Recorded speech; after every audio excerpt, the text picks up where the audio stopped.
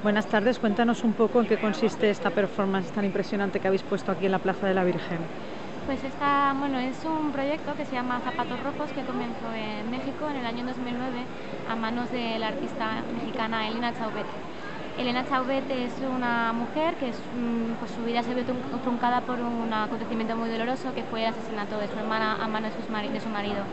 Entonces ella, para reivindicar y sensibilizar las mujeres que están siendo maltratadas día tras día, pues cogió como lo sabía hacer y hizo pues un proyecto de arte público que se llama Zapatos Rojos.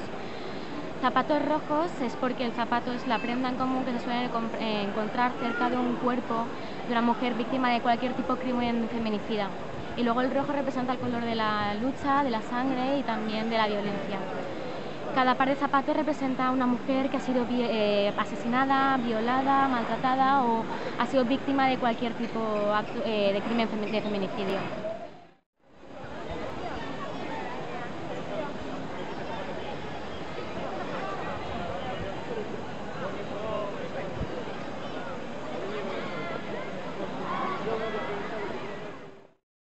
Son muy pequeñas, de hasta 11 años. Estas niñas están obligadas a tener hijos o hijas como sus maridos deseen, sin tener en cuenta sus propios deseos o la amenaza para su salud que puede suponer un embarazo temprano. Algunas niñas de corta edad mueren durante el parto o sufren lesiones potencialmente mortales. Muy pocas tienen la oportunidad de ir a la escuela o de trabajar.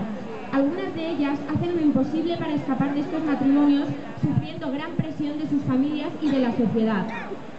María recorrió 170 kilómetros durante 3 días hasta conseguir llegar a un albergue para niñas. La historia de Karina, El Salvador.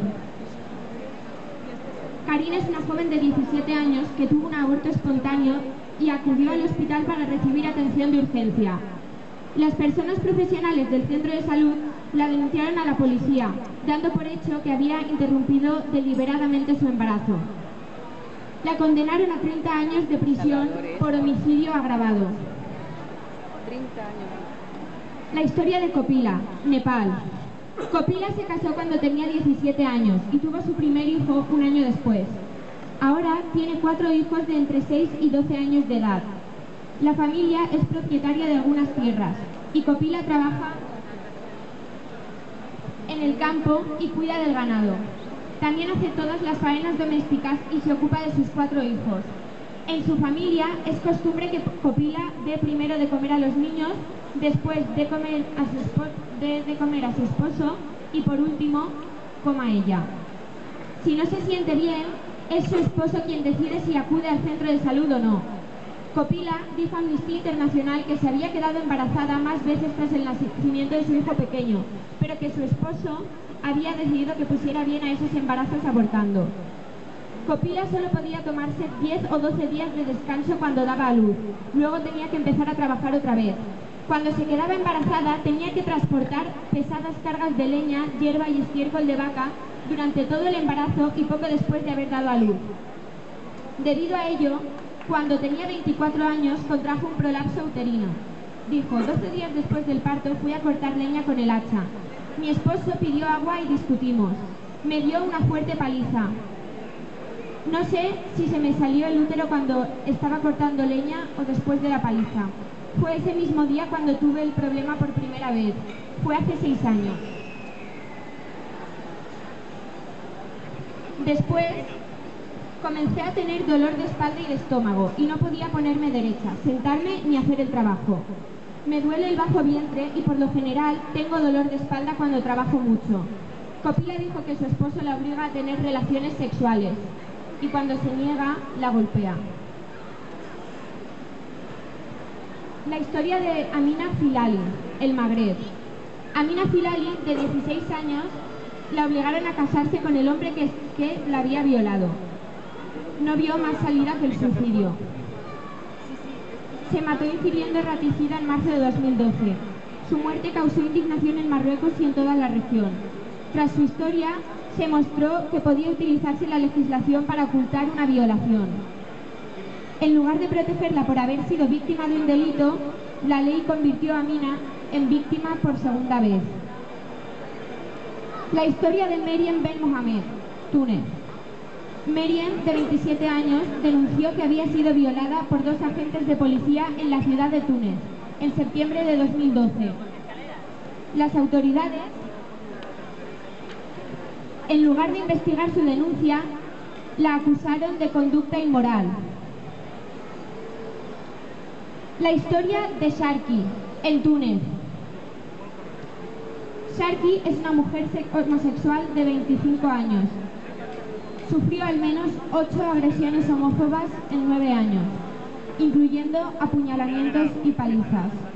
Cuando denunció una de las agresiones, los agentes le advirtieron de que podía ser condenada a 3 años de cárcel por ser lesbiana.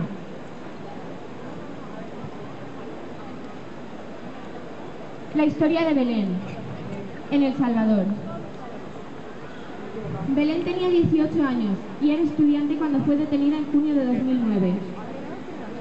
No sabía que estaba embarazada y empezó a sentirse cada vez más débil debido a lo que al principio creyó que era una menstruación muy fuerte. Cuando su familia la llevó a un médico particular, llevaba sangrando alrededor de una semana. El médico diagnosticó que estaba sufriendo un aborto espontáneo y le aconsejó que acudiera al hospital para recibir tratamiento. El personal del hospital la denunció a la policía como sospechosa de haberse inducido un aborto. Belén pasó 2 semanas en el hospital y fue detenida por la policía cuando salía del edificio una vez que le dieron el alta. Fue puesta bajo custodia preventiva en una comisaría de policía, acusada de homicidio agravado y de aborto inducido.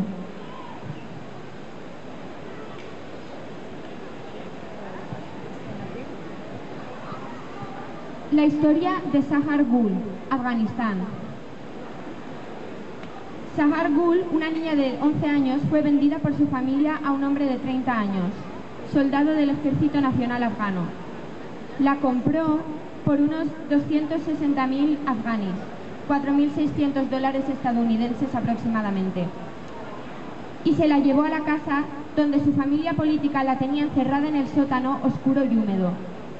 La golpeaban, maltrataban, le quemaban el cuerpo con cigarrillos y con una plancha, le arrancaban las uñas y el pelo si se negaba a tener relaciones sexuales con otros hombres. Al hablar a las vecinas del maltrato, la familia de su esposo la encerró en el sótano. No le daban apenas comida ni agua. Aunque los vecinos informaron a la policía, esta no acudió enseguida a protegerla, sino que dejó que siguiera con sus maltratadores. La historia de Savita Halappavanar, Irlanda. Savita era una mujer que es una mujer que acudió al hospital en octubre de 2012 con una amenaza de aborto espontáneo, y ella y su esposo Pravin pidieron un aborto terapéutico. A pesar de que el feto era inviable y de que el bebé no iba a sobrevivir, se lo negaron. Como consecuencia, Savita contrajo una sepsis y murió unos días después. Su trágica muerte puso de manifiesto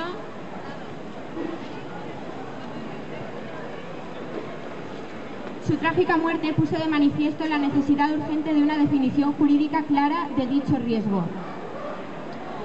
La historia de Connie, Nicaragua. Connie fue violada desde los 9 años hasta los 14 por su padre. También le pegaba tanto que al día siguiente no podía ir a clase. Él solo la quería tener en casa para abusar de ella, y eso lo hizo tantas veces como él quería. Connie no dijo nada hasta los 14 porque tenía miedo. Dijo: mi papá de sangre fue el que me abusó. Yo fui violada desde los 9 años hasta los 14. A veces me golpeaba tanto que al día siguiente no podía ir a clase. Él solo me quería tener en la casa y él abusaba de mí tantas veces como quería. Yo no podía decir nada porque le tenía mucho miedo. La historia de Alejandra, Nicaragua. A los 12 años fue violada y cuando fue a la policía, esta le dijo que no tenía que llorar porque seguro que no era cierto lo que estaba contando. La historia de Stephanie, Nicaragua.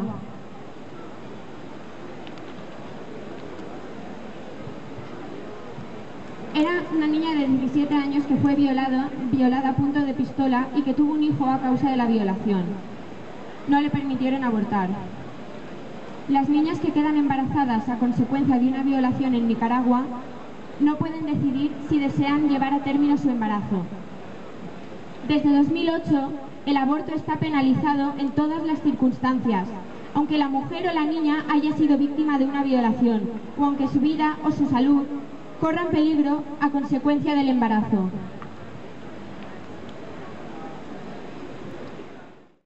El manifiesto que hemos preparado para el día de hoy. Beatriz Rodríguez Mariño, Ramona Muñoz, Dolores Moya González, Rosario Escobar. Estos son algunos de los nombres de las 55 mujeres asesinadas en España por violencia de género este año 2015. Hoy, en la Plaza de la Virgen, hay expuestos 1000 pares de zapatos rojos. Cada par de zapatos simboliza a una mujer asesinada, violada, maltratada o víctima de cualquier tipo de crimen feminicida. Los zapatos suelen ser en México la primera prenda encontrada cerca del cuerpo de una mujer víctima de feminicidio.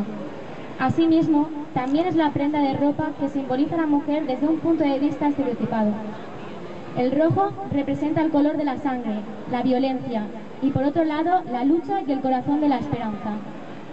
Por desgracia, hay que decir que faltan millones de pares de zapatos rojos que representen a las mujeres y niñas que actualmente sufren violencia de género y feminicidio.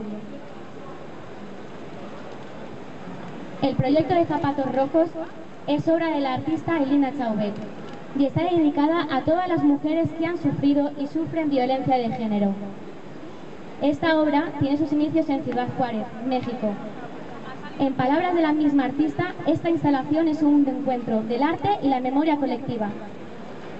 A través de centenares de pares de zapatos rojos, la artista da visibilidad a lo que es invisible, puesto que si todas las vidas tienen derecho a ser vividas, también todas las muertes tienen derecho a ser lloradas, a ser visibilizadas y a ser denunciadas. El 22 de agosto del 2009 se inicia esta exposición y esta iniciativa cobra vida. Tras este comienzo empiezan a sumarse varias réplicas, por lo que Zapatos Rojos comienza a recorrer varios países de América del Sur, posteriormente por varios países europeos y actualmente lo estamos llevando a cabo en la ciudad de Valencia. Esta exposición está realizada por Amnistía Internacional Valencia y queda enmarcada en la campaña mundial Mi cuerpo, mis derechos, mediante la cual exige a los gobiernos que pongan fin al uso ilegítimo de la legislación penal para controlar la sexualidad y la reproducción. La organización Amnistía Internacional pide a los gobiernos que reformen sus leyes y prácticas para que garanticen que se respeten, protejan y se hagan efectivos los derechos sexuales y reproductivos de todas las personas. Amnistía Internacional reitera su compromiso en la lucha contra la violencia de género y recuerda la necesidad de incrementar las medidas para combatir los persistentes índices de violencia contra las mujeres. La obligación de reparar a las mujeres víctimas de violencia cometida por los particulares o agentes estatales. Debe existir una mejora a la Ley Integral contra la Violencia de Género, puesto que ésta desatiende otros tipos de violencia como puede ser la violencia sexual. Sin negar la importancia de los juzgados especializados de violencia contra la mujer, hay que decir que persisten obstáculos a la protección y a la justicia de las víctimas de violencia habitual, psicológica o sexual. Aún existen prejuicios discriminatorios contra las mujeres en el sistema judicial. Se debe de proporcionar formación obligatoria a jueces y fiscales, así como todas las personas profesionales encargadas de hacer cumplir la ley. A día de hoy, han sido 55 mujeres asesinadas por violencia machista en España, y esta exposición es una llamada a la conciencia de la sociedad.